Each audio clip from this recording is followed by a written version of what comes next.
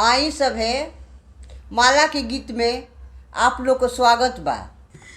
देखी शिव जी के बियाह आवे वाला बा, 10 दिन रह गईल बा। अब शिव जी के शादी पर हम खूब बढ़िया बढ़िया लिखले बानी और शिव जी के भजन बनौले बानी। हमार साथ देतरी हमार बहिन निर्मला, हमार बेटी दीपिका, और ढोलक भी साथ देता, मजीरा भी साथ देता। और शिव जी के भजन विवाह के उपलक्ष्य में हमनी के खूब सुंदर सुंदर गायब जा। देखी का भाव लागता। आपो लोग साथ दी, हमनी के भजन के ज्यादा से ज्यादा लाइक करी। ई ना कि सुन के धीरे से निकल जाए। लाइक कइल ना भूली, भगवान के भक्ति में रम जाई। अब भगवान के महीना आवता, तनिको पीछे मत हटी लाइक कइला से। अगर चैनल पे नया है तो फटाफट सब्सक्राइब करी और तुरंत अन्य लोग के शेयर करी। न तो शिव बउरहवा ना छोड़ी है, सब बुझाला अंतर्यामी हमें महादेव। देखी का भाव लगावतनी। का लागल बा कैसे ऐसे अरे भोले बाबा हमार बउरा गईले ससुरारी में जाके लुटा गईले। भोले बाबा हमार बउरा गईले ससुरारी में जाके लुटा गईले। ससुरारी में जाके लुटा गईले। पहिले परिचन सासु अइली, पहिले परिचन सासु अइली, सासु अइली हो सासु अइली, सासु अइली हो सासु अइली।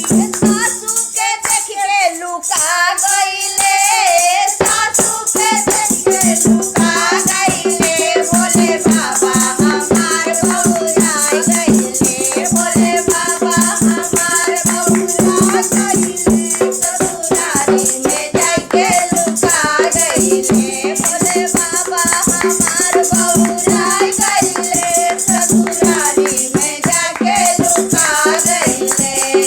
दूसरे परिचन सरहजी अइली, दूसरे परिचन देखी सास दयाई के परिछ लिहली, लेकिन अब सरहज आवत आई तो देखी शिव जी के का भाव लागल बा। अरे दूसरे परिचन सरहजी अइली, सरहजी अइली हो सरहजी अइली, सरहजी अइली हो सरहजी अइली। सरहज के देख मुस्कुरा गइले, सरहज के देख मुस्कुरा गइले। भोले बाबा हमार बउरा गइले, भोले बाबा हमार बउरा गइले। ससुरारी में जाके लुका गइले, भोले बाबा हमार बउरा गइले। ससुरारी में जाके लुका गइले। अब देखी दू जानी तो परिछ लिहलो, अब देखी साली अवतारी तो का शिव जी के भाव लागल बा। शिव जी बहुत रंगीला हवे, कम ना हवे।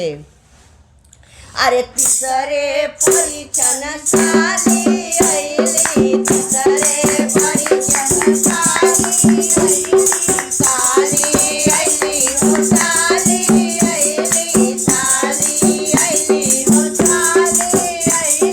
साली के लेके परा गइले, साली के लेके परा गइले। भोले बाबा हमार बउरा गइले, भोले बाबा हमार बउरा गइले। ससुरारी में जाके लुका गइले, भोले बाबा हमार बउरा गइले। ससुरारी में जाके लुका गइले, भोले बाबा हमार बउरा गइले। ससुरारी में जाके लुका गइले, भोले बाबा हमार बउरा गइले। ससुरारी में जाके लुका गइले।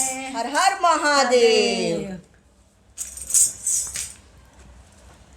एकदम